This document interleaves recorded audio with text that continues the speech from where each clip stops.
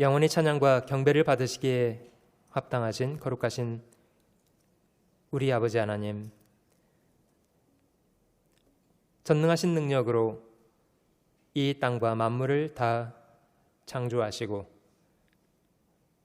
그 안에 저희를 지으셔서 이 땅에 살아가게 하시고 저희 살아가는 평생의 모든 날, 모든 순간순간 저희의 모든 필요를 성실한 손길로 공급해 오신 그 은혜 앞에 진심으로 감사와 찬양을 돌립니다. 하나님을 등진 채로 어두운 세상 죄악 가운데 범죄하기를 쉬지 않고 살아왔던 악한 인생들을 주께서 귀한 사랑으로 먼저 사랑하시고 죄인을 위하여 자신의 독생자를 십자가에 죽는 데 내어주시고 주님이 흘려주신 고귀한 핏값으로 형벌받을 저희의 모든 죄와 허물을 영원히 도말하여 주시고 믿음 안에서 저희를 받으셔서 하나님의 자녀 삼아 주신 그 고귀한 은혜와 사랑을 인하여 더욱 감사와 찬양을 우리 주님께만 돌립니다.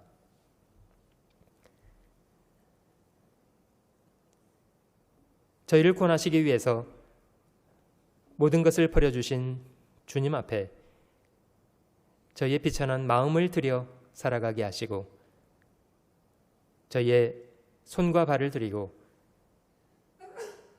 저희의 비천한 삶을 주님께 즐거이 드려 잠시 이 땅을 살아가는 동안에도 주님이 선히 여기시는 일에 저희 인생을 잘 들여 살아가게 하시고 저희 생애가 끝나는 날 주님 앞에 서게 되는 그 순간 후회할 것이나 부끄러울 것이 없이 주님 앞에 존귀와 영광을 얻기에 합당한 사람으로 서게 될 수 있도록 저희의 남은 생애를 다스려 주시고 인도하시옵소서.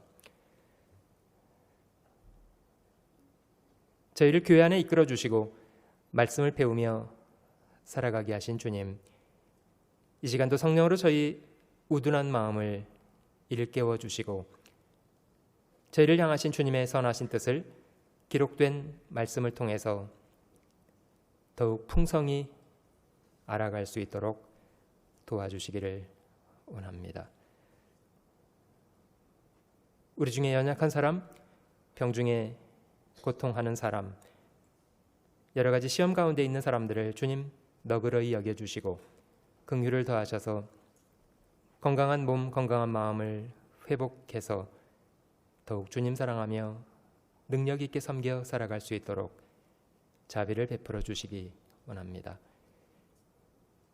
오늘 하루 우리를 구원하신 주님을 기뻐하고 주님을 섬겨 하루의 시간 살아갈 수 있도록 인도하시옵소서. 언제나 변함없이 저희를 사랑하시는 우리 구주 예수님의 거룩하신 이름으로 감사하며 기도드립니다. 아멘.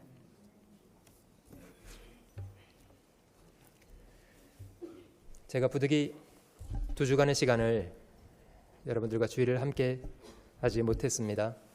2주 전에 갑작스럽게 그 아버지가 돌아가셨다는 소식을 전해 듣게 되었고요.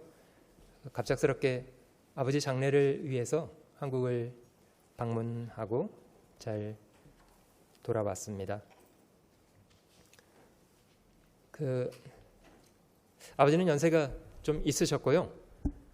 그리고 어찌 보면 아버지의 죽음이라는 일은 예견돼 있던 그런 일이었습니다만은 당장 저에게 이제 현실로 다가오게 되니까 조금 통제하기 어려울 정도로 슬픔을 많이 느끼게 되었고요. 그 어릴 때 울었던 것을 제외하고는 평생에 가장 많이 울었던 것 같아요.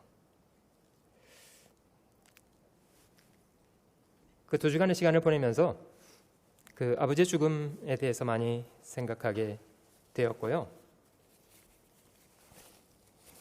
제가 주일 아침 그 죽음에 대한 그런 의미를 함께 좀 생각해 보고 싶은 생각이 들었습니다. 그 저희 아버지는 그 1934년 태어나셨고, 그리고 한국 나이로 86 되시는 7월 21일 되는 날 돌아가셨는데요.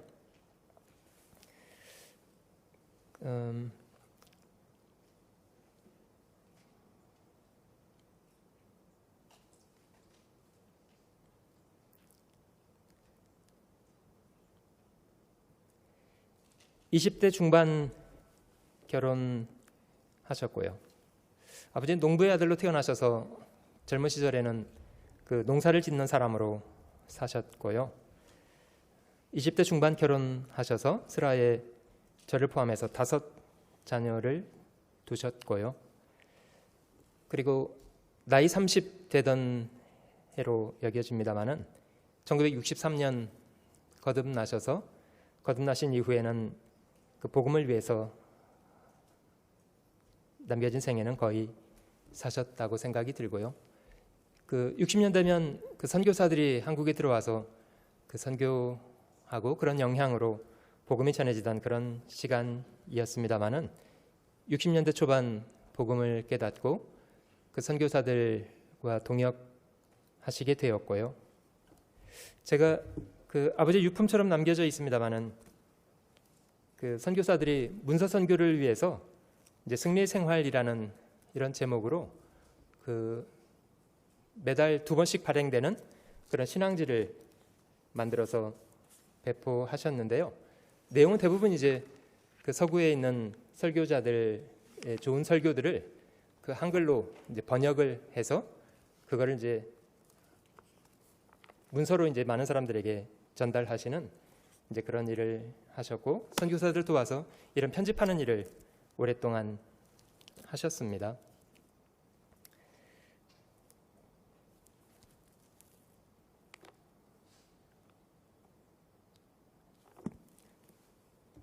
그 교회 안에서 말년에는 전도자로 생활을 오래 하셨고요.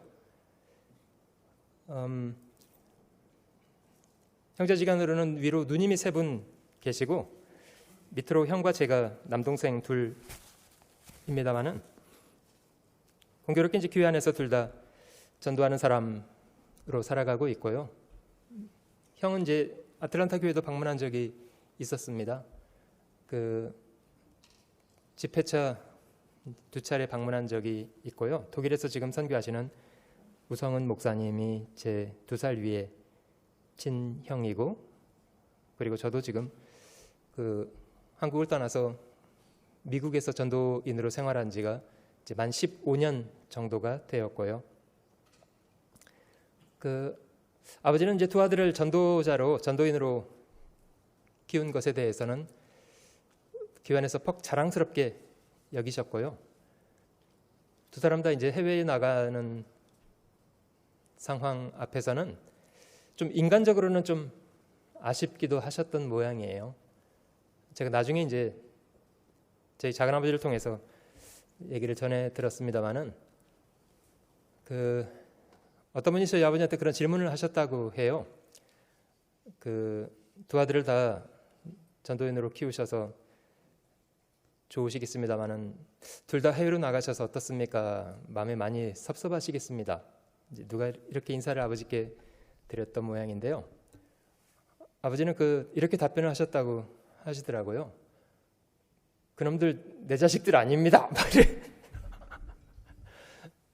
그 뜻은 이제 주님이 쓰시겠다고 하니 보내야 되지 않겠습니까? 이제 이런 뜻을 좀 돌려서 말씀하신 거였는데요.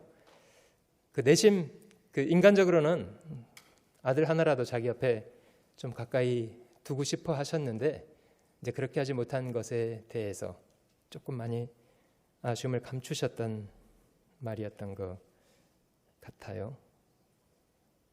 제가 노년에 그 마지막으로 수원교회에서 그 마지막 전도인 생활을 하셨는데요. 제가 한번 그 수원에 주일 설교를 하러 가게 된 적이 있었습니다. 사실 제가 솔직히 저 이완 목사님 앞에 설교하는 거는 솔직히 부담스럽습니다. 그런데 대부분은 제가 조금 많은 분들이 모이는 교회에서 설교하는 것에 대해서도 크게 부담을 느끼지 않고 그냥 담담하게 설교하곤 했습니다마는 솔직히 수원에 아버님 계신 곳에 가서 설교하는 거는 솔직히 너무 부담스럽더라고요. 그래서 제가 그 아버지께 전화를 드렸고요.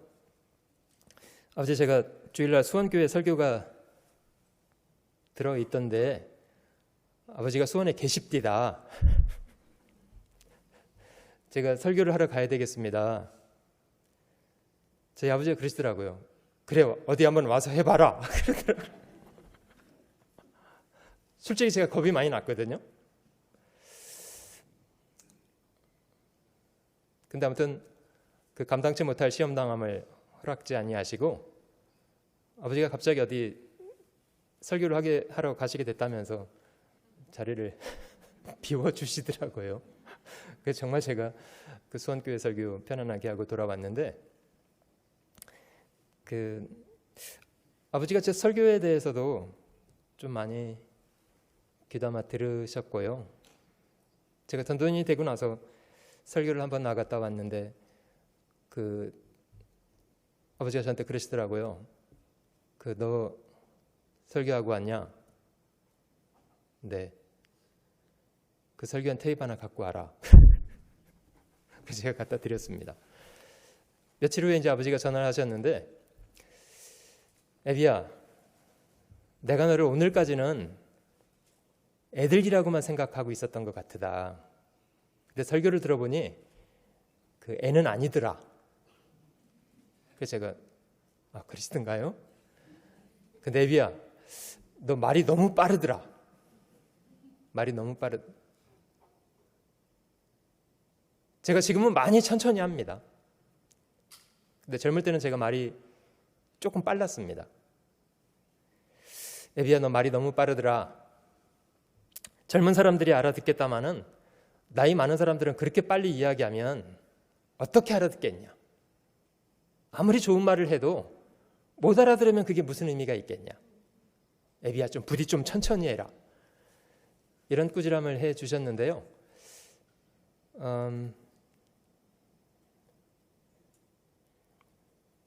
그때까지도, 제가 전도인 되길 때까지도 아버지는 저를 그냥 한 품에 안고 있던 소년 정도로 이렇게 생각하고 계셨던 것 같아요. 그 아주 오래전에 이제 찍은 사진이 한 장 있었는데요. 그 한 50년 전 사진입니다. 물론 제가 지금은 이렇게 여러분들 앞에 서서 설교를 하는 사람으로 서 있고, 그리고 이제 나이가 먹어서 머리도 희끗희끗해진 사람이 되었습니다만은 저도 어린 시절은 그 전적으로 부모에게 기대서 부모의 보호 속에서 살아왔던 그런 어린 아이로 저도 시작을 했습니다. 제가 그 사진을 보니까요, 저는 기억도 안 나는데 한 돌 정도 지난 제가 아버지 품에 안겨서 또 순서대로 세우셨더라고요. 제일 큰 누님부터 뭐 둘째 누님, 셋째 누님, 형 이렇게 이제 순서대로 쭉 세워놓고, 저는 그래도 막내라고 아버지가 이제 품에 안으셔서 이렇게 가족 사진을 찍으셨는데 그랬던 분이셨습니다. 세월이, 저는 이제 50여 년 지났고 아버지는 86년 이렇게 이제 세월이 지나서 그 하나님의 부르심을 잊고 돌아가셨는데요. 솔직한 마음으로 아버지가 돌아가셨다는 소식을 처음 전해 들었을 때 그 감정적으로는 많이 슬픔을 느꼈고요. 그러나 그 슬픔이 그 원망스러운 그런 슬픔이라기보다는 이제 모든 것에 너무 감사한 그런 느낌이었습니다. 그 급작스럽게 비행기표를 구해서 저는 토요일 날 설교를 준비하고 있었던 그런 시간에 그 소식을 들었기 때문에요. 당장은 그 주일 아침 설교를 하고 떠나겠다는 그런 생각을 했었습니다. 그랬더니 그 봉사자님께서 목사님 설교하실 수 있겠습니까? 그렇게 조언을 해 주셨고, 오히려 그냥 좀 급작스럽긴 하지만 그 DVD로 설교를 주일 집회를 준비해 드리는 것이 뭐 저에게뿐 아니라 여러분들에게도 더 그게 은혜롭겠다고 생각이 들더라고요. 그래서 부득이하게 그 2주간의 시간을 DVD로 주일 집회를 갖게 되었고요. 저는 그 새벽에 출발하는 비행기로 급작스럽게 비행기표를 구할 수 있어서 그 한국에 나갔는데요.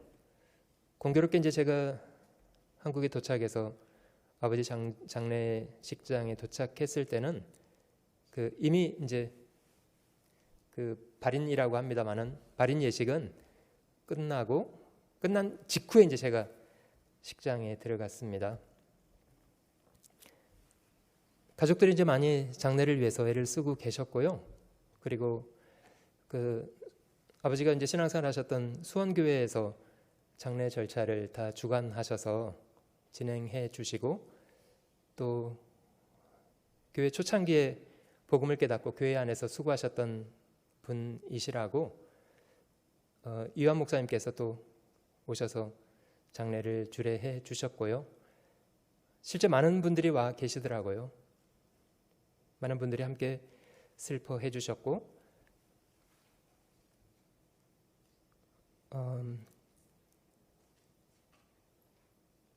제가 그 시간을 함께 보내는 동안에 그 짧은 시간입니다만은 그 조문하러 오신 분들의 표정을 통해서도 아버지가 어떤 삶을 사셨겠구나라는 것을 조금 마음으로 느껴볼 수가 있었습니다. 저는 개인적으로 아버지를 생각하면 그 송창식 씨의 노래가 생각이 났어요. 좀 의아스럽습니까? 송창식 씨의 그 눈이 부시게 푸르른 날, 그런 아주 좋은 노래가 있었는데요. 저는 그 노래를 들으면 자꾸 아버지가 생각나더라고요. 그리운 사람을 그리워하자, 뭐 이런 가사였습니다만은, 제가 부득이 오늘 제 개인적인 그런 부분에 대해서도 좀 간증을 하게 되는데요. 저는 어린 시절 제 마음속에 그려져 있는 아버지는 좀 자상하셨어요. 그러나 무절제하지 않으셨고 좀 절제되어 있는 그런 분이셨습니다. 그 많은 부분에 절제하셨기 때문에 그 저희에 대해서 애정을 표현하는 것도 약간 절제하셨던 것 같아요. 약간 절제하셨고, 그래서 저는 어린 시절 그 아버지를 조금 어려워하고 그렇게 자라났고요. 그 아버지는 저희한테 뭐 강압적이거나 뭐 지배하려고 하시거나 이제 그런 분은 아니셨습니다. 그러나 이제 집안을 편안하게 성경적인 질서 안에서 이끌어 주셨고, 그 어린 시절 그 가족들이 함께 둘러앉아서 성경을 함께 읽고 함께 기도를 하고 이런 시간들을 많이 함께 보냈는데요. 아마 제 기억에 제가 한글을 잘 읽지 못하고 떠듬떠듬 읽었던 것으로 추정해 보건대 아마 그때는 제가 초등학교를 들어가기 이전이었던 것 같아요.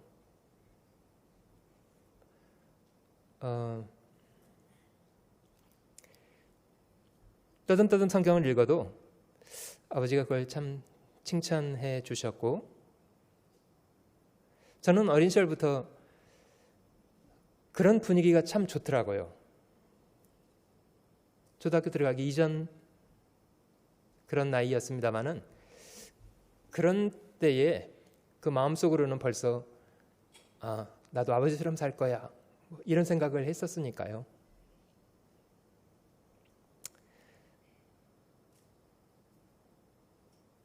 50년을 가족이라는 이름으로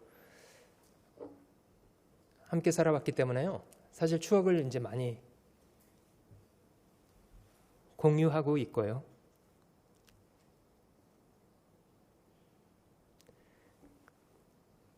그 한 번도 이렇게 그 통제되지 않는 그런 그 분노를 보이시거나 그런 적은 없으셨던 분이시고요. 그 갈라디아서 5장에 그 성령의 9가지 열매 기록되어 있는데요. 사랑, 희락, 화평, 자비, 양성, 충성, 온유, 절제, 오래 참음, 이런 성령의 9가지 열매가 기록되어 있습니다만은 그 아버지는 그 젊은 나이 구원받고 나서 신앙생활을 쭉 해 오셔서 그런지 이제 그런 성품적으로 그리스도를 닮은 그런 성품은 많이 가지고 계셨고요.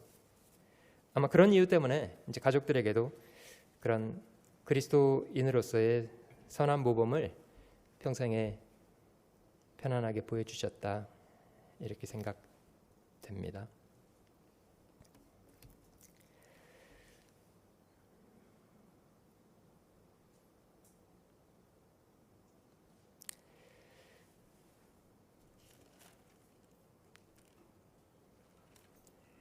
아버지가 돌아가시 직전에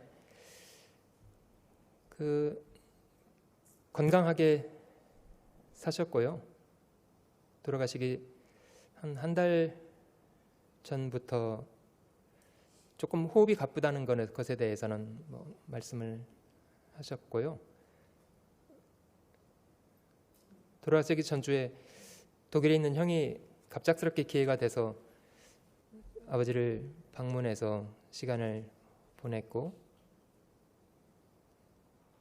그때도 이제 전화 연결을 해서 아버지 통화를 해보면 목소리도 쩌렁쩌렁 하시고요. 음식도 그 병원에 있을 때는 그 병원에서 나오는 트레이 하나를 다 그냥 잘 잡수셨다는 그런 소식도 있고, 그래서 저는 그렇게 이제 잘 드시고 그러시면 얼마간은 더 연명하실 거다, 이렇게 생각을 했는데 갑작스럽게 그렇게 아버지의 소천 소식을 전해 듣게 됐습니다. 하나님께서 하신 일이겠습니다마는 그 죽는 순간까지도 교회 여러 가지 사정을 크게 어렵게 하지 않고 잘 감당할 수 있도록 장례를 주관했던 수원교회도 그 아버지 장례를 마치고 나서 수양관에 수양회를 준비하러 가기 적당하도록 그렇게 시간을 맞춰 주셨고요. 그 독일의 형도 하계 수양회를 준비하고 있던 그런 시간이었기 때문에 그 아버지의 죽음이 조금 다른 날짜였으면 아들로서 장례식에 참여할 수 없는 그런 상황이었습니다만은 모든 것이 다 적절하게 그렇게 이끌어 주셨습니다.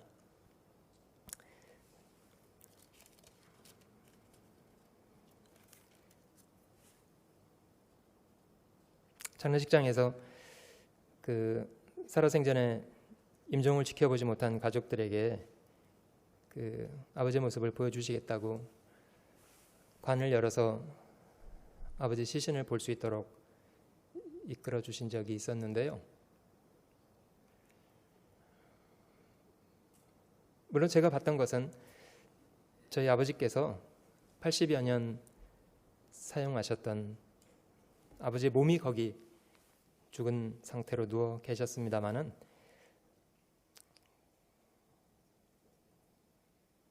그것조차도 그렇게 마음속에 크게 충격이 되진 않았고요. 많은 것을 좀 돌아볼 수 있는 그런 시간이 됐습니다.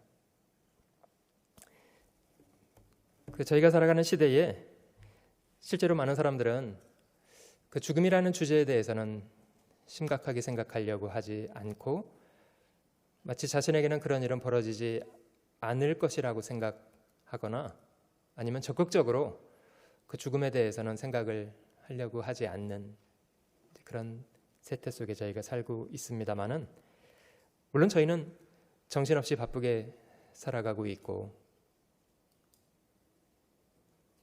그렇습니다마는 저희가 잠깐 멈춰 서서 저희가 잊어먹고 있는 것들에 대해서 생각을 충분히 해보는 것이 필요하리라고 생각합니다. 사람의 마음의 초점이 너무 자신에게 집중되어 있고 너무 이기적이기 때문에 실제로 헛된 것에 지나치게 분요하고 정말 자신이 집중해야 되는 것에 대해서는 생각을 잘 하지 않습니다마는 저희가 죽음이라는 분명한 사건 앞에 멈춰 서서 실제로 저희를 이 땅에 살게 하시는 분이 누구신가에 대한 것도 조용히 질문해보고 우리 삶의 주권이 누구에게 있는가에 대한 것도 질문해보고 지금 저희가 누리고 살아가는 모든 것들이 누구에게로부터 저에게 주어진 것인가 이런 것도 질문해보고 그리고 하나님께서 만약에 이 모든 것을 저에게서 거두시는 날 죽음이라는 사건이 우리에게 다가온다면 그것이 저에게 미치는 의미가 무엇인가에 대한 것도 좀 진지하게 질문해 볼 수 있으면 좋겠다고 생각합니다.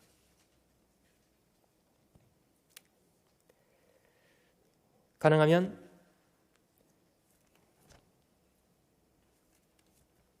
젊을 때에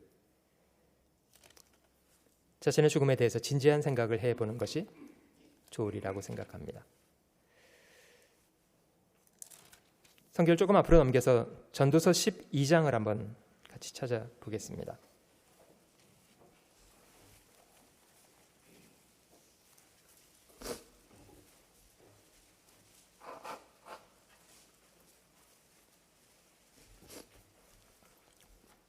구약성경 전도서 12장을 찾아보겠습니다.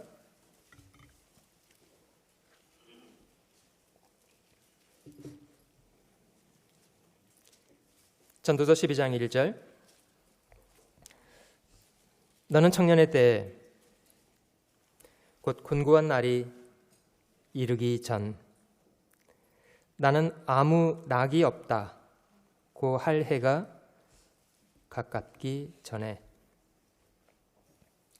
너의 창조자를 기억하라. 이 말씀 속에 모든 사람이 분명히 기억해야 될 한 가지를 질문하고 계십니다마는 너는 기억하라. 너는 기억하라. 가능하면 청년의 때에 기억하라. 너는 청년의 때에 너의 창조자를 기억하라. 삶의 목적을 잃어버린 채로 곤고하고 아무 낙이 없다고 무의미한 인생을 맞닥뜨리기 전에 아직 젊을 때 너를 지으신 너희 하나님을 기억하라. 하나님을 기억하되 부지런히 기억하라. 이렇게 기록하고 계십니다.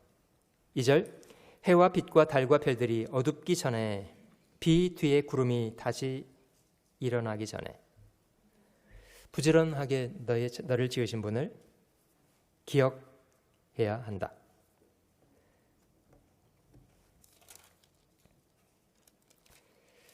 전도서 7장도 한번 보겠습니다.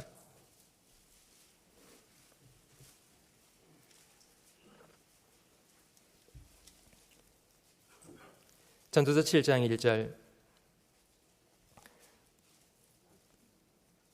아름다운 이름이 보배로운 기름보다 낫고 죽는 날이 출생하는 날보다 나으며 초상집에 가는 것이 잔치집에 가는 것보다 나으니 모든 사람의 결국이 이와 같이 됨이라. 산자가 이것에 유심하리로다. 슬픔이 웃음보다 나음은 얼굴의 근심함으로 마음이 좋게 됨이니. 4절 말씀은 천천히 같이 읽어보겠습니다. 지혜자의 마음은 초상집에 있으되 우매자의 마음은 연락하는 집에 있느니라. 먹고 마시고 즐기는 것에 열중하고 정작 자신이 누구인가에 대해서 돌아보지 않는 사람, 그런 것보다는 먼저 자신이 얼마나 연약한 존재인가를 분명히 기억할 수 있는 자리에 자주 가보는 것이 좋답니다. 제자의 마음은 초상집에 있다. 초상집에 가는 것이 잔치집에 가는 것보다 나은 일이다. 이유는 모든 사람의 결국이 이렇게 되기 때문이랍니다.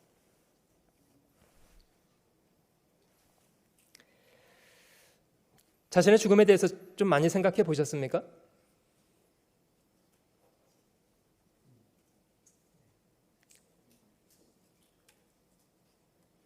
어려운 숙제가 될지 모르겠습니다만은 자신의 유서를 적어보는 것도 참 좋은 공부입니다.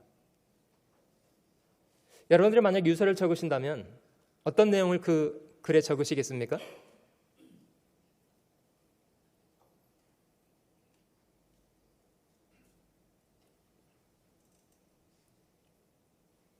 혹시 재산을 누구에게 남길 것인가를 고민하고 계시나요? 남길 재산이 없으시다고요? 다행이십니다.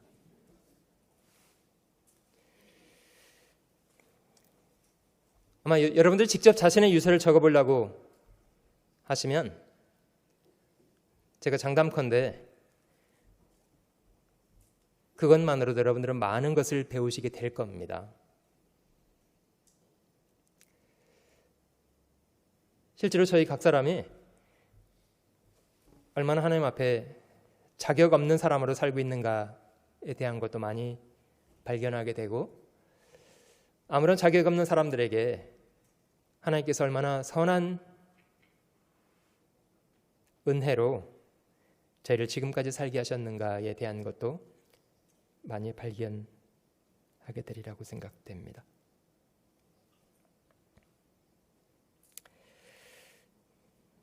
그런 얘기가 있더라고요. 만약에 당신이 얼마 후에 죽는다면, 시한부 판정을 받아서 자신에게 주어진 시간이 짧은 기간 자신에게 주어진다면 당신은 무엇을 하겠냐, 이런 질문이 있더라고요. 만약 3일 후에 당신이 죽는다면 뭘 하시겠습니까? 여러분들은 뭘 해보고 싶으십니까? 나에게 3일이라는 시간만 남겨져 있다면.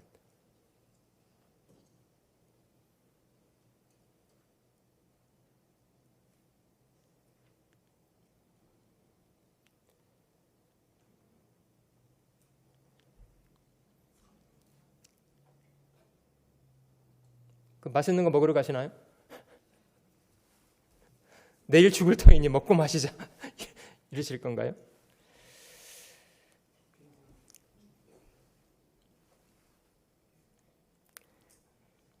사람들이 그렇게 답변하더랍니다. 부모님을 찾아가서 사죄하겠습니다. 이런 분도 계시고, 자기가 잘못을 저질렀던 사람들에게 그 잘못했던 것들에 대해서 사죄하겠습니다.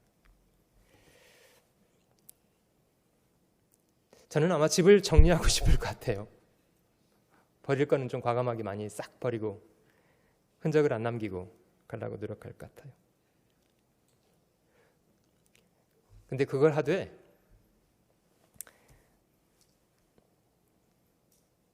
지금 하시랍니다. 왜냐하면 그게 훨씬 중요한 일이기 때문이랍니다. 그것부터 하시랍니다. 제가 15년 전으로 기억됩니다마는 제가 미국으로 나오게 된 그 해에 제가 바로 그 전에 목사 안수를 받게 되었고요. 목사 안수를 받은 지 얼마 안 되는 때에 마침 저희 아버님의 칠순 70살 먹은 그런 잔치를 가족들과 갖게 되었고요.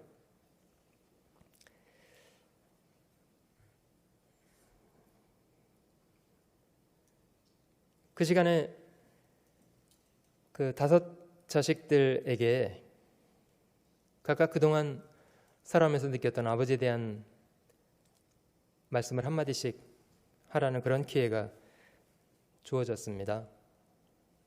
저는 다섯째였기 때문에 큰 누님부터 한마디씩 하는 거를 이렇게 앉아서 듣고 있었습니다. 근데 그렇게 말씀을 듣고 있다가 제가 마음속에 그 장난기라면 장난기고요, 조용한 장난기가 발동을 해서 내가 이런 찬스가 온 이상 이 말은 꼭 하고 넘어가야 되겠다, 이런 생각이 들어서요, 제 순서가 왔을 때 제가 이제 말을 시작했습니다. 아버지, 제가 오늘 이 순간까지 아버지에게 감춰놓고 하지 못한 말이 있어요. 오늘은 제가 그 말을 꼭 해야 되겠습니다. 이렇게 이제 말을 시작을 했는데요, 근데 말이 잘 안 떨어지더라고요. 저희 아버지도 워낙 절제돼 있던 분이시고, 나이 들어서는 아버지가 저를 이렇게 안아주는 적은 없었는데, 저도 뭐 그런 아버지를 제가 가서 이렇게 안는 게 너무 어려웠고요. 근데 그날 제가 이제 사실은 좀 어떤 장난기에서 발동이 된 사건인데, 저에게 기회가 주어졌을 때 제가 그런 말을 아버지께 드렸습니다. 아버지, 제가 살아오면서 지금까지 한 번도 아버지께 한 적이 없는 말이지만 오늘은 제가 기필코 하고 넘어가겠습니다. 아버지, I love you.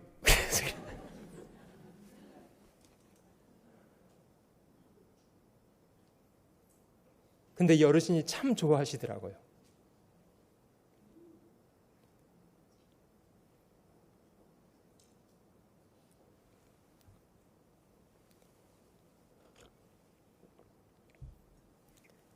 그리고는 얼마 있다가 제가 뉴저지 교회로 발령을 받아서 한국을 떠나서 이제 나오게 됐는데요,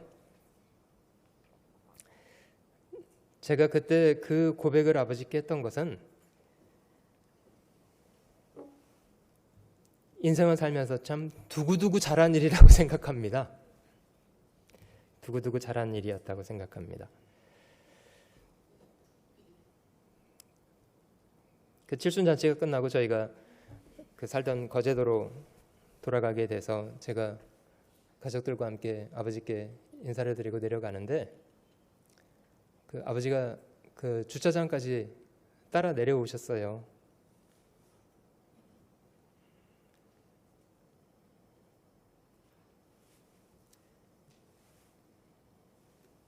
근데 나이 들어서는 처음 그 아버지가 저를 이렇게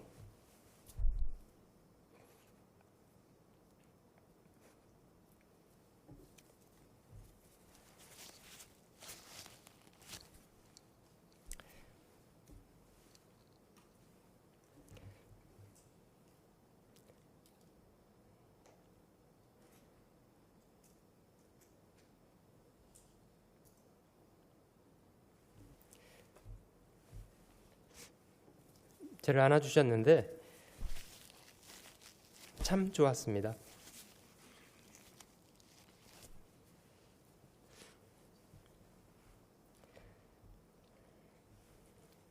기회가 된다면 여러분들도 한번 해보세요. 너무 늦기 전에.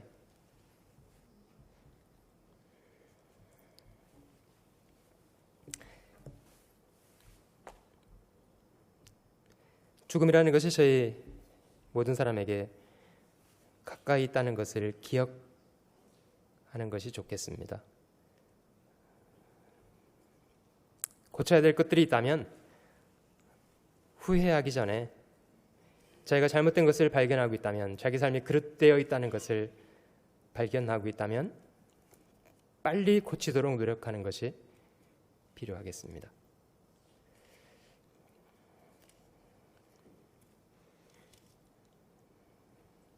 그걸 회개하기 전에 인생이 끝나지 않도록.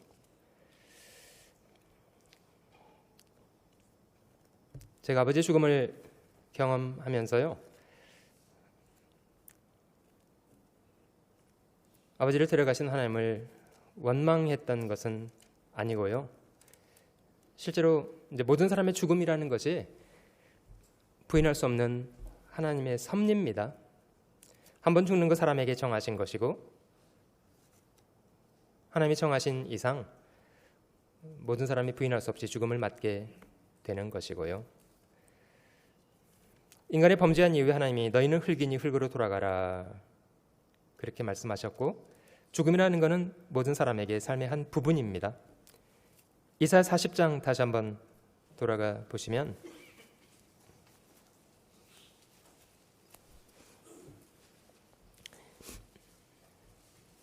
이사야 40장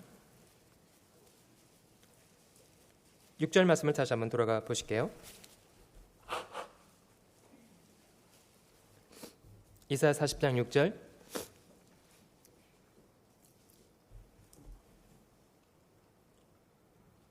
말하는 자의 소리여 가로되 외치라. 대답하되 내가 무엇이라 외치리이까. 가로되 모든 육체는 풀이요 그 모든 아름다움은 들의 꽃 같으니 풀은 마르고 꽃은 시들면 여호와의 기운이 그 위에 불미라. 이 백성은 실로 풀이로다. 여러분, 저희가 흙으로 만들어진 몸을 가지고 살고 있습니다마는 사실 아무 사람도 죽음을 피해갈 수는 없습니다. 인간의 역사를 통틀어서 죽음을 경험하지 않고 죽음을 경험하지 않았던 사람은 홍수전에 에녹이 산채로 들림을 입었다고 기록되어 있고요. 또 선지자 엘리야는 하나님의 그를 취해서 들어가셨습니다. 사실 그 두 사람 정도 죽음을 보지 않은 사람으로 기록되어 있고, 사실 모든 사람은 다 악하게 살았건 선하게 살았건 어떤 삶을 살았건 하나님이 그 기회를 거두시고 죽음을 맞도록 하셨습니다. 풀은 마르고 꽃은 시들면 여호와의 기운이 그 위에 불기 때문이다. 사실 하나님이 저희 삶의 주권자가 되신다는 것을 발견할 수 있는 시간, 그것이 저희 죽음입니다.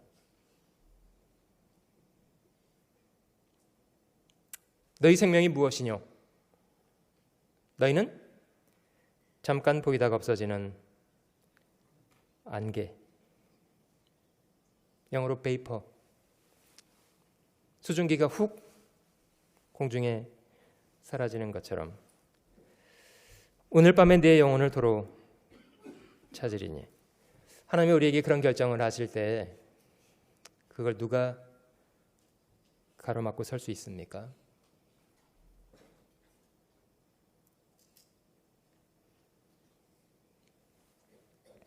우리 삶에 미치는 하나님의 주권에 대해서 가능하면 충분히 잘 기억하는 것이 좋겠습니다. 그 고대 바벨론 제국이라는 걸출한 나라가 있었고요. 그 바벨론 제국의 중심되는 인물 중에 느부갓네살이라는 건축광, 아마 여러분들도 그 이름을 기억하시리라고 생각됩니다마는 느부갓네살, 그의 아들이었던 벨사살, 이런 걸출한 왕들이 있었습니다마는 그들은 자신의 위세가 너무 강력했기 때문에 자신도 살짝 자기를 한낱 인간이라고 생각하지 않고 심지어 자신을 스스로 신으로 여겼던 것 같아요. 사실 바벨론이라는 도시는요, 그 고대에 정말 불가사의할 정도의 건축물이었습니다.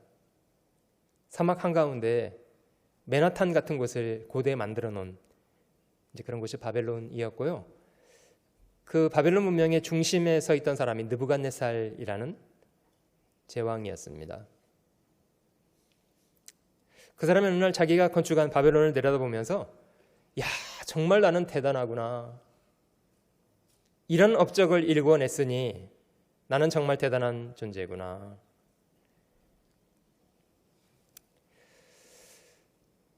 하나님의 느부갓네살의 교만을, 그의 총명을 박탈하시는 것으로 그 교만을 낮추셨다고 합니다. 이사야 14장을 한번 저희가 찾아보시면요, 여기 참 재미난 얘기가 있습니다. 이사야 14장 찾아보시면, 물론 이 책에는 사단의 교만에 대해서도 사단을 아침의 아들 계명성이라는 말로 언급하고, 감히 하나님과 비기려고 하다가 음부 가장 밑에 빠치우게 된 존재가 되었다는 것을 설명하는 것이 이사야 14장인데요. 실제로 바벨론이라는 나라를 심판을 경고하시는 말씀 중에 사단이 그들의 배후에서 그들을 교만하게 했다는 것을 언급하고 있는 부분입니다. 14장 4절, 너는 바벨론 왕에게 대하여 이 노래를 지어 이르기를. 물론 바벨론이 유다 왕국을 멸망시키고 하나님의 심판의 도구로 많이 사용됐다는 것은 분명합니다마는, 하나님의 심판의 도구, 심판의 몽둥이로 사용된 이 바벨론이 스스로 자기를 신인 채 했다는 겁니다. 결국 하나님의 심판을 받았고 그들도 다 죽음으로 소멸하게 되었습니다. 14장 9절 말씀을 보시면요,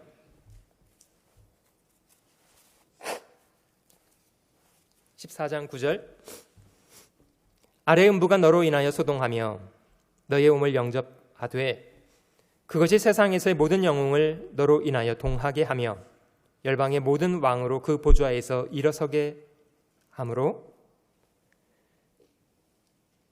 그들은 다 네게 말하여 이르기를 너도 우리같이 연약하게 되었느냐, 너도 우리같이 되었느냐 하리로다. 네 영화가 음부에 떨어졌으며 너의 비파 소리까지로다. 구더기가 네 아래에 깔림이며 지렁이가 너를 덮었도다. 이 바벨론 왕도 결국 죽었는데요, 사람이기 때문입니다. 사람들이 깜짝 놀라서 말하기를 너도 죽은 것 보니까 신이 아니었던 모양이구나. 너도 우리같이 연약하게 되었느냐. 너도 우리같이 되었느냐. 실제로 사람일 뿐입니다. 저희는 사람일 뿐입니다.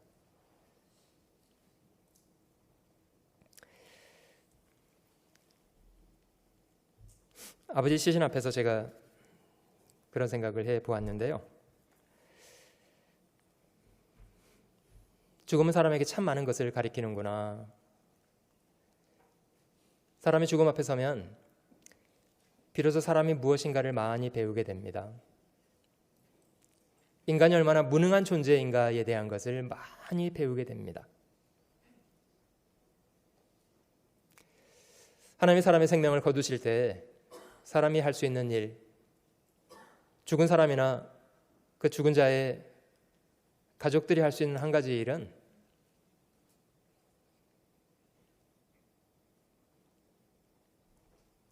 받아들이는 것뿐입니다. 받아들이는 것뿐입니다.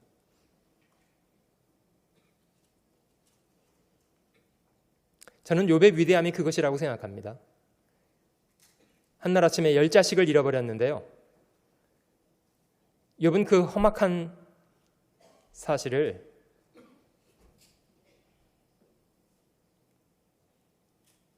받아들였습니다. 거의 즉시로. 주신 자도 여호와시고 취하신 자도 여호와시다. 거부하지 않고 즉시로 받아들였습니다.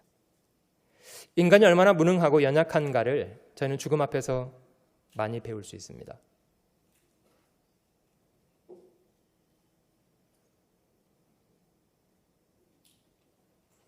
사실 인간의 겸손은 자신이 인간이라는 것을 하나님 앞에서 인정하면서부터라고 생각합니다. 하나님, 저는 사람일 뿐입니다. 저를 지으신 분은 하나님이시고 저로 살게 하시는 분은 하나님이시고 제 생명을 거두시는 주권이 하나님께 있습니다. 하나님, 저는 사람일 뿐입니다. 죽음은 인간이 무엇인가를 가리키고 인간의 실제적인 가치가 무엇인가도 죽음은 가리키고 있다고 생각합니다. 실제로 살아있는 많은 사람들은 자신의 가치가 육체인 것처럼 생각하고 살기도 합니다.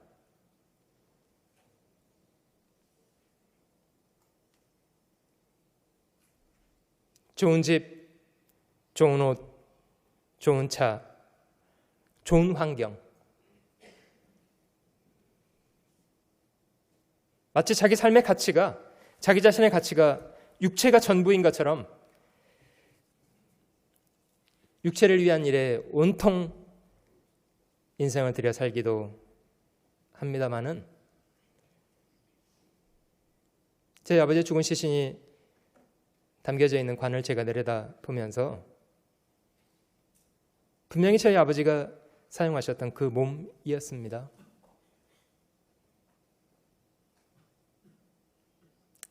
더 이상 그 몸은 살아있지 않고 영혼이 떠난 빈집이 남아 있었고, 다음날 아침에 아버지가 80년 이상 사용하셨던 그 집은 화장으로 한 줌의 흙이 되었습니다.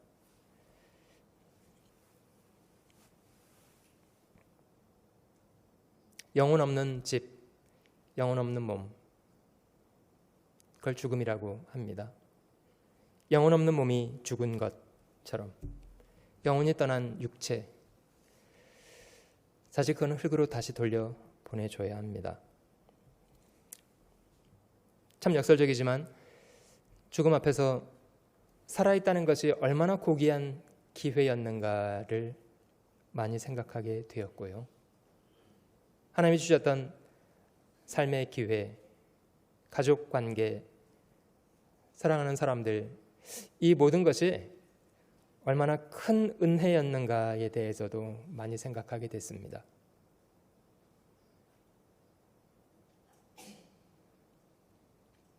그 2주간의 시간이 지났습니다마는 시시때때로 그 아버지에 대한 생각이 많이 나고요. 그 빈자리에 대해서 많이 생각하게 되고요. 저에게 끼쳐주신 영향에 대해서도 많이 생각하게 되고, 참 하나님의 좋은 분을 나에게 가족으로 주셨던 거구나. 솔직히 그런 분을 아버지로 주셨던 것에 대해서 참 감사하게 생각 많이 했습니다. 죽음 앞에서 살아있다는 것이 얼마나 귀한 기회인가에 대한 것도 많이 생각하게 되었고요. 한국 사람들은 그런 말 많이 합니다. 있을 때 잘해. 나이가 들어가니까 저도 그 말을 하게 되더라고요. 저는 만구의 진리라고 생각합니다. 만구의 진리. 있을 때 잘해야 된다. 잃어버리고 나서 후회하는 것은 바보짓이다. 있을 때 잘해야 된다. 옆에 저 배우자가 계시면 한번 쳐다보세요. 자신의 배우자가 옆에 계시면 한번 찾아보십시오.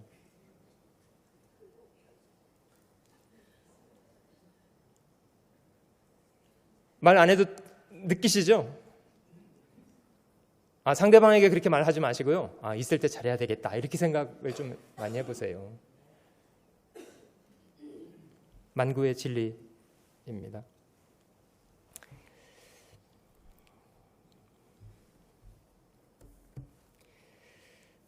죽음은 저에게 주어진 삶의 기회가 하나님 앞에 끝나게 되는 그런 시간이고요. 우리에게 주어진 기회는 끝났습니다마는 하나님이 저희가 주어진 기회를 어떻게 살았는가는 평가하시게 될 그런 순간이기도 합니다. 저는 간접적으로 그 아버지의 죽음 앞에 조문 오셔서 함께 슬퍼해 주시던 많은 분들을 지켜보면서 아버지가 세상적으로는 큰 권세를 누렸던 분이나 권세나 재산이나 영향력을 미쳤던 분은 아니셨습니다마는 교회 안에서 복음을 위해서 성실하게 살아주셨다는 것 때문에 이제 많은 그리스도인들이 그의 죽음에 대해서 애통해하는 것을 지켜보면서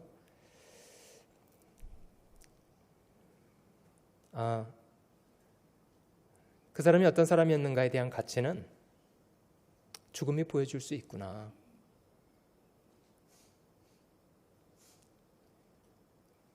구약 성경에 그 여호람이라는 왕의 이야기도 기록되어 있습니다만은 그 왕으로 죽어도 아무도 아끼는 사람 없이 죽는 사람도 있잖아요. 아마 왕이 죽었는데도 백성들이 속으로 그렇게 생각했던 것 같아요. 에이, 그 인간 잘 빠졌다 뭐 이렇게.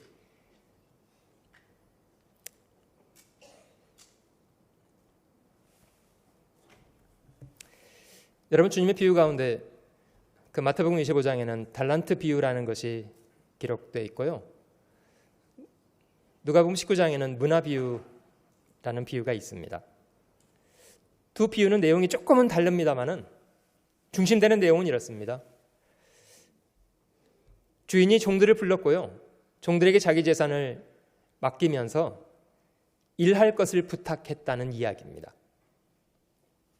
그리고 그 주인이 어떤 분인가를 성품이 잘 설명되어 있는데 그 주인은 종들 앞에서 감시하는 그런 사람은 아니었다고 하고 주인은 먼 나라에 갔고 종들이 비교적 자유스럽게 자신에게 주어진 기회를 사용해서 일할 수 있도록 보장을 해주셨다고 합니다. 아마 주인이 앞에서 감시를 했더라면 주인께 충성스럽지 않은 사람도 주인의 감시가 두려워서 일하는 채를 하기도 했겠습니다마는 주인은 그러지 않았고 주인은 먼 나라에 가서 종들이 자유롭게 일할 수 있도록 보장해 주셨던 분이라고 합니다. 시간은 지났고 얼마 후에 종들에게 재산을 맡겼던 주인은 다시 종들에게 돌아왔고 재산을 맡겼던 종들을 일일이 불러다가 회개코자 했답니다. 어떤 사람은 주인이 주신 재산을 가지고 주인이 저에게 이런 재산을 주셨는데 이만큼의 이익을 남겨왔습니다. 주인이 말하기를 잘하였다. 착하고 충성된 종아. 네가 지극히 작은 것에 충성하였으니 주인의 즐거움에 참여할지어다. 무슨 고을을 차지하라 뭐 이런 축복을 한 내용이 있잖아요. 여러분, 그 달란트 비유와 문화 비유가 저에게 던지는 교훈이 있습니다. 그 비유 속에 등장되는 주인은 우리에게 삶의 기회를 부여해 주고 계시는 하나님이시고요. 저희는 그 하나님이 받아서 하나님께로부터 모든 것을 받아서 누려 살고 있는 주인의 청지기들입니다. 우리 각 사람에게도 주님이 다시 돌아오시는 때가 있습니다. 아마 주님의 재림하시는 날 그런 일은 저에게 벌어지게 되리라고 생각합니다. 그러나 주님이 재림하지 않으셔도 우리가 주님 앞에 가게 되는 그 순간 저희가 살아왔던 한평생은 주님 앞에서 평가가 될 것입니다. 조금도 착오 없이요. 조금도 실수나 착오 없이 우리가 행한 모든 것에 대한 것이 주님 앞에 회개될 것입니다. 심지어 주님은 그리스도에게 속한 사람 한 사람, 지극히 작은 자 한 사람에게 물 한 잔을 대접한 것에 대해서도 상을 잃지 않게 될 것이라고 약속하고 계십니다.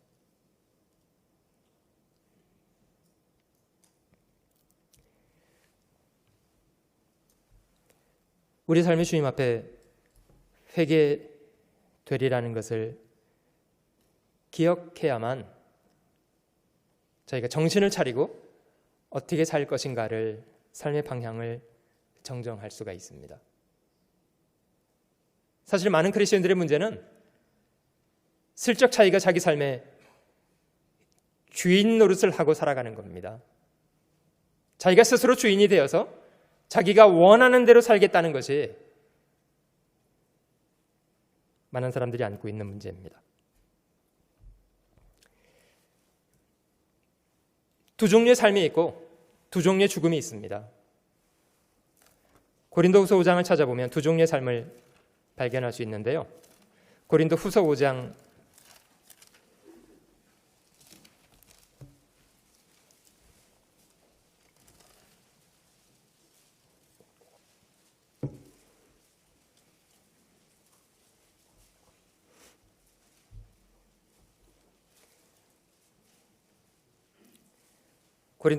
15절 찾아보겠습니다.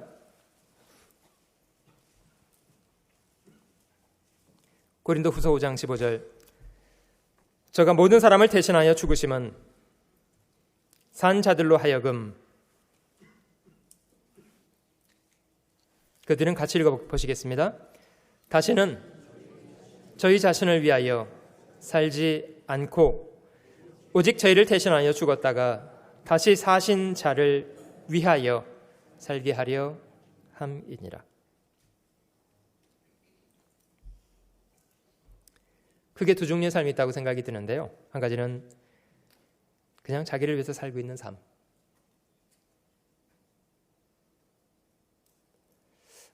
아마 구원받지 못한 사람이 주를 위해 살기는 그거는 불가능한 일이라고 생각합니다. 아마 구원받지 않은 사람은 그렇게 얘기할 것 같아요. 아니, 당신이 날 위해서 뭘 했다길래 내가 당신을 위해서 살아? 그러나 구원받은 사람은 좀 달라지잖아요. 주님이 나를 창조하신 분이라는 것도 인정할 수 있고, 자신의 생명을 버려서 핏값을 지불해서 값을 주고 사주셨다는 것도 인정할 수 있기 때문에, 그래서 저희가 주님을 주권자로 인정합니다. 주님, 이렇게요.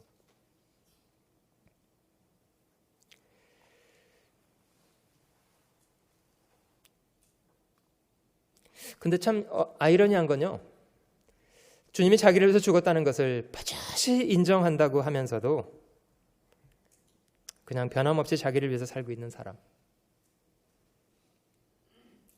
주를 위한 삶보다는 그냥 자기를 위해서 살고 있는 사람. 이 말씀 속에 저가 모든 사람을 대신하여 죽으심은 산자들로 하여금, 아마 산자들은 구원받은 사람을 지칭하는 말입니다마는, 산자들로 하여금 다시는 저희 자신을 위하여 살지 않고, 이기적으로 살지 않고,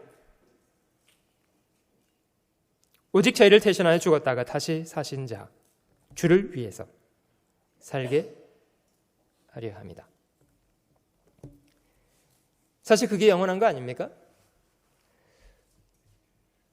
고린도서 15장도 말씀합니다마는, 그러므로 내 사랑하는 형제들아, 견고하며 흔들리지 말며 항상 주의 일에 더욱 힘쓰는 자들이 되라. 이는 너희 수고가 주 안에서 헛되지 않은 줄 압니다. 여러분, 그리스도인의 삶을 가장 추잡하게 만드는 삶의 방식이 있다면 그거는 자기를 위해서 사는 삶의 방식이라고 생각합니다. 주님이 그걸 중단케 하기 위해서 산자들로 하여금 다시는 저희 자신을 위해서 살지 않도록 하게 하기 위해서 주님은 죽으셨답니다. 그리스도인이라면 내가 과연 주를 위해서 살고 있는가를 질문해 봐야 합니다. 두 종류의 삶이 있고 두 종류의 죽음이 있습니다. 주를 위해서 산 사람은 그 삶이 영원한 것을 위한 것이 됩니다. 계시록 14장도 한번 찾아보겠습니다. 계시록 14장, 요한 계시록 14장, 성경 마지막 책 찾아볼게요. 14장.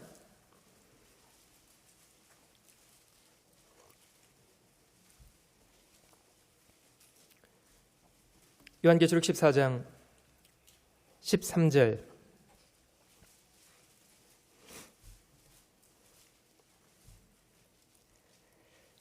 요한계시록 14장 13절.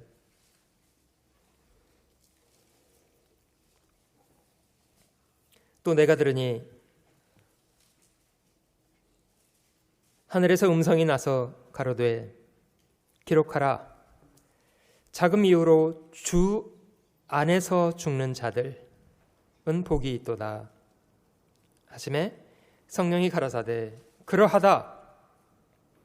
저희 수고를 그치고 쉬리니 이는 저희의 행한 일이 따름이라 하시더라. 죽음도 두 종류의 죽음이 있다고 생각합니다. 주 안에서 죽는 자들, 그리고 주님과 상관없이 죽는 사람들, 두 종류의 죽음이 있습니다. 한 죽음은 준비된 죽음, 한 죽음은 준비되어 있지 않은 죽음, 그 두 가지 죽음이 있습니다. 여러분, 만약에 갑자기 우리 자신의 죽음이 다가오게 된다면 우리의 죽음은 주님 앞에서나 사람 앞에서 어떻게 평가를 받게 될까요?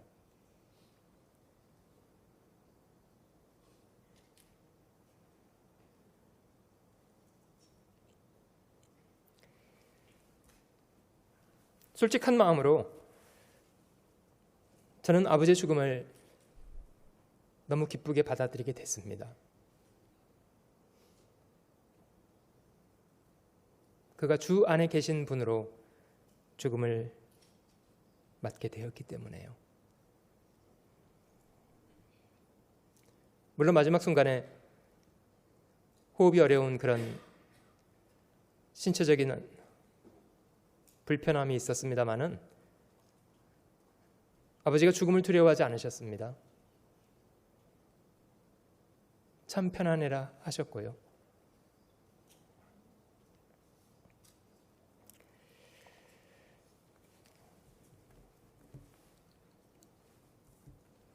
저에게 주어진 인생을 정말 저희가 하나님 앞에 의미 있는 삶을 살기 원한다면 우리 삶의 주권에 대한 바른 인식을 회복하는 것이 중요하다고 생각합니다.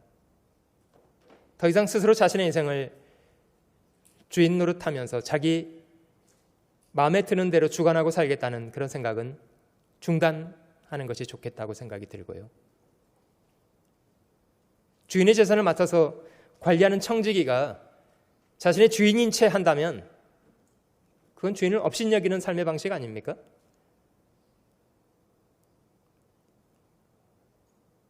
우리 삶의 주권이 하나님께 있다면 모든 것을 주신 분을 주님으로 인정하고 저희는 조용히 청지기의 자리로 내려오는 것이 좋습니다. 모든 것을 주인에게 묻고 주인이 원하시는 방향대로 사용되도록 지혜롭게 잘 관리해가는 청지기가 되는 것이 좋습니다. 주님께 많은 것을 물으십시오. 주님, 이건 어떻게 할까요? 이건 어떻게 할까요? 이렇게 할까요? 저렇게 할까요? 주님이 선히 여기시는 대로 하겠다고 생각하면 후회 없는 인생을 살아갈 수 있으리라고 생각합니다. 아마 여러분들 살아오시면서 얼마간의 시간이 지난 이후에 그 당시 저질렀던 과오들에 대해서 부끄러움을 느꼈을 때가 있었을 거라고 생각합니다. 내가 그때 왜 그랬지? 그때 그렇게 하지 말았어야 되는데.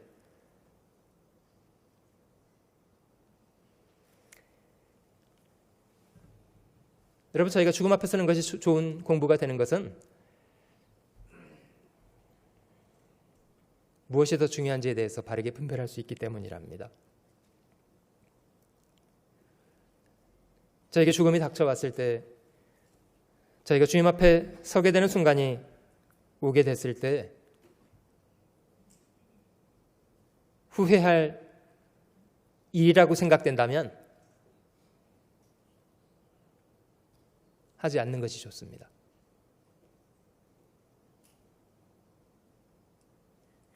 주님 앞에 섰을 때 후회될 일이라면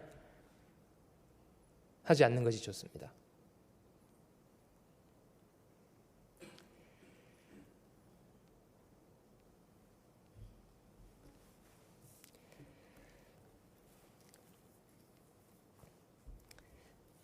주님이 자신의 목숨을 버려 저희를 구원하셨다는 분명한 사실을 기억하고 천지를 지신 전능자가 저희의 아버지가 되셔서 저희 삶의 배후에 늘 함께 계시다는 것을 기억하고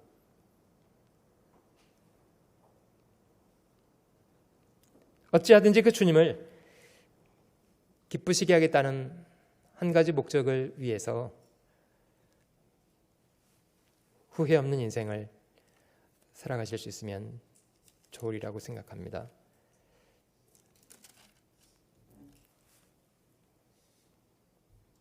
우리 각자가 오늘이 나에게 주어진 내 인생의 마지막 날이 될 수 있다 라는 사실을 기억하고 살 수 있다면 저희 삶이 조금 덜 후회스러운 인생이 되리라고 생각합니다. 혹시 여기 계신 분 중에 죽음 자체가 두려우신 분들 계신가요? 죽는다는 게 두려우신가요?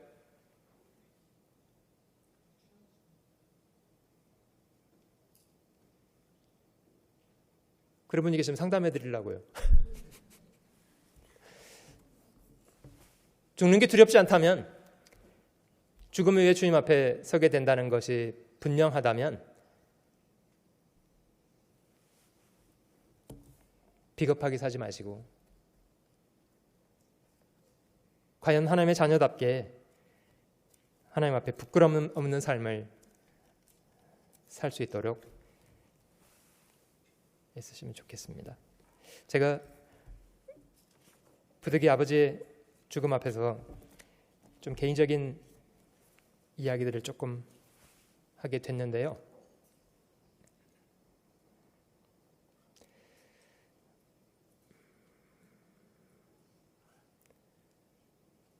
소망을 가지고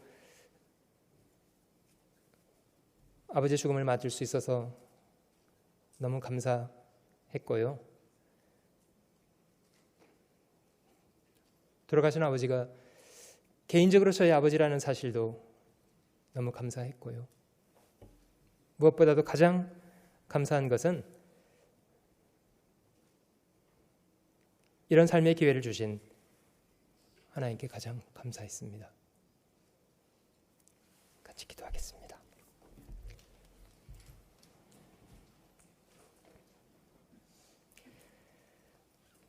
살아계시는 주 하나님, 아무런 자격 없는 사람들에게 분에 넘치는 귀한 은혜와 사랑으로 매 순간을 살게 하시는 것을 진심으로 감사드립니다. 죄악 가운데 이루어져 있던 저희를 복음의 귀한 사랑 안에서 건져 구원해 주시고 저희를 구원하시기 위해서 자신의 전부를 버려주신 주님의 사랑을 알게 하시고 남은 생애 동안 우리 주님을 사랑하며 살아갈 수 있는 귀한 삶의 기회를 주신 은혜를 감사드립니다. 죽음 앞에 서서 우리에게 주어진 모든 것이 얼마나 고귀한 은혜들인가를 돌아보게 하시고 우리에게 주어진 시간들도 잠깐 이후에 거두어지는 것들이라는 것을 기억하게 하시고 헛된 욕망을 쫓아서 이기적인 마음으로 주님이 주신 삶의 기회를 어리석은 일에 탕진하며 더 이상 살지 않게 하시고 오직 주님 저희를 먼저 사랑하신 것처럼 저희도 마음을 다하고 뜻과 성품과 목숨까지라도 다하여 주님 사랑하며 주님 섬기며 주님 사랑하신 몸된 교회를 봉사하며 주님이 불쌍히 여기시는 이뤄진 사람들에게 친절하게 복음 증거하는 것에 저에게 남겨진 인생 부끄러움 없이 후회 없이 살아갈 수 있도록 도와주시기를 원합니다. 저희 남은 인생을 오직 우리 주님의 자비로우신 손길에만 의뢰합니다. 모든 은혜를 감사드리며 저희를 죄악 가운데서 건져 구원해 주신 우리 구주 예수님의 거룩하신 이름으로 감사하며 기도드립니다.